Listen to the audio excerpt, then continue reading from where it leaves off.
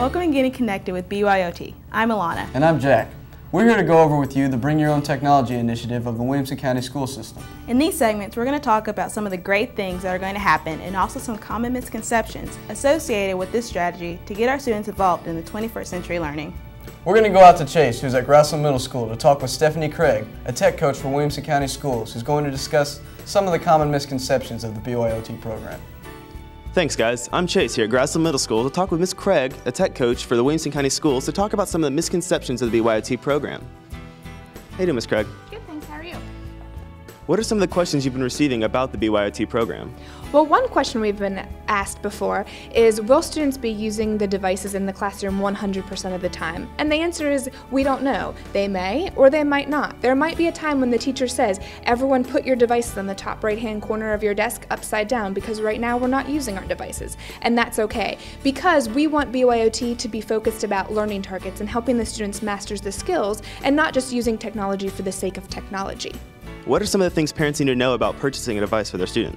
Well, the main aspect of purchasing a Byot device, first of all, can be found on our website under the vendors, and all of the vendors can help the parents decide on what devices will be right for the classroom. But the main two things to remember are that, one, it has to have a fully functional web browser, and second, it has to be able to connect to our guest access. And that makes sure that we know our students are being safe while they're on our network. Do parents need to purchase a device for their student? Purchasing a device is not mandatory.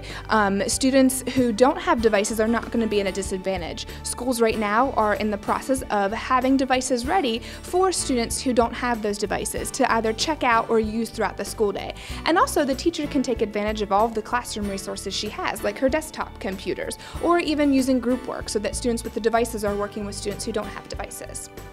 So how do parents and teachers know that the students aren't on the wrong websites?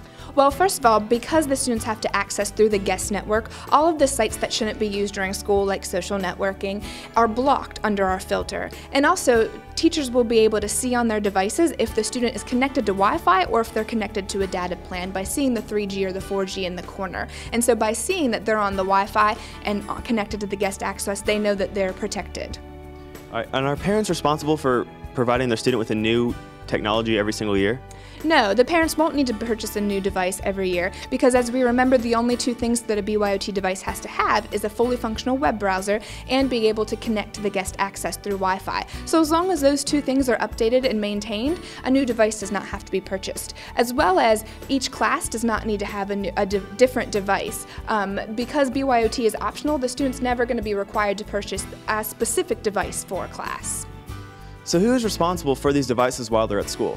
Well, because the student and the parent sign the Byot Acceptable Use Agreement, it shows that the student is 100% responsible for their device while they're at school. And that includes technical aspects, so learning about their device, knowing how to use it, and also maintaining it and updating it and charging it.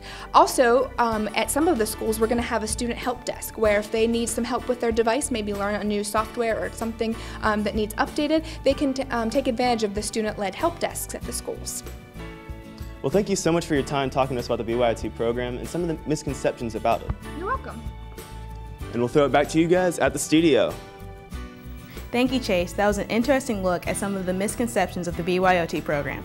Now that you know the misconceptions associated with Byot, we'll be discussing proper use for students on another segment of Getting Connected with Byot. As always, you can check out the Byot website if you have any questions on this program and how you can become more involved with the program.